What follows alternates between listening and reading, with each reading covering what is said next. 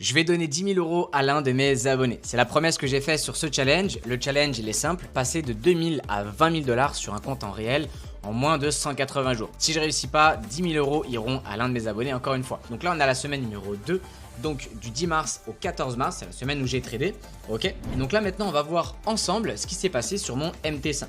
Donc maintenant, vous voyez normalement mon écran. Donc vous voyez que j'ai pris 3 positions. D'accord, 3 positions. Finalement, je termine ma semaine en gain à 1200 dollars. Première position en perte. Deuxième position, un ratio de 2. Et troisième position, j'ai fait un ratio pareil de 2,5. J'ai terminé ma semaine à 3800 dollars. Ok. Actuellement, je suis à 4100 dollars parce que je continue à trader. Et d'ailleurs, la semaine actuelle ne se passe pas comme prévu. Donc abonne-toi pour ne pas louper l'épisode 3 parce qu'il est rempli de petites péripéties. Ok. Donc maintenant, une fois qu'on a vu les résultats, on va aller directement sur TradingView pour que je te montre en détail comment j'ai pu prendre ces trades. Et d'ailleurs, si tu as envie de savoir comment je fais, comment je trade et comment je réalise ce défi de A à Z, sache que je te dévoile toute la stratégie. Tu as juste à m'envoyer stratégie x10 en DM et à ce moment-là, je t'enverrai un petit message où je t'enverrai également la vidéo pour que tu puisses avoir accès à tout ça totalement gratuitement.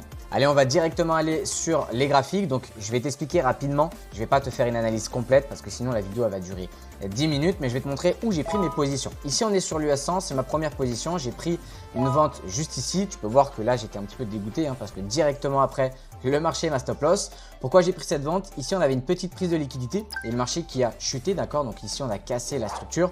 Le marché est revenu et je m'attendais à ce que le marché continue de chuter. Finalement, c'est pas ce qui s'est passé. Donc, première petite perte. Ensuite, au même moment, donc le même jour, juste après, j'ai vu que finalement, l'US 30, lui, m'a donné ce que je voulais, c'est-à-dire il a récupéré la liquidité. On est revenu sur un order block et le marché a chuté. Ok, donc j'ai pris une vente à peu près à ce niveau-là et j'ai été récupéré donc TP à ce niveau-là. Ok.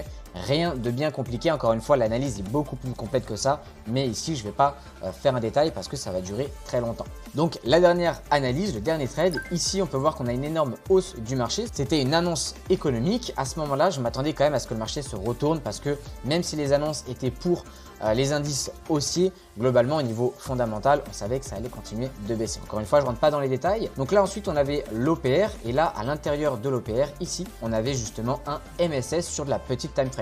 Donc à cet endroit-là, on a un point haut, un point bas, on récupère la liquidité sur le point haut et ensuite on rechute, on crée un MSS et j'ai pris mon trade tout simplement sur le retour de l'order block. Et après, j'ai été chercher tout simplement cette zone d'accumulation, ce qui m'a donné un ratio de 2,50 à peu près. Donc là, il y a 2,28, mais hop, c'était à peu près 2,50. Ok, on va pas jouer sur les détails. Donc là, c'était à peu près un ratio de 2,50. Donc voilà un petit peu pour la deuxième semaine de ce challenge.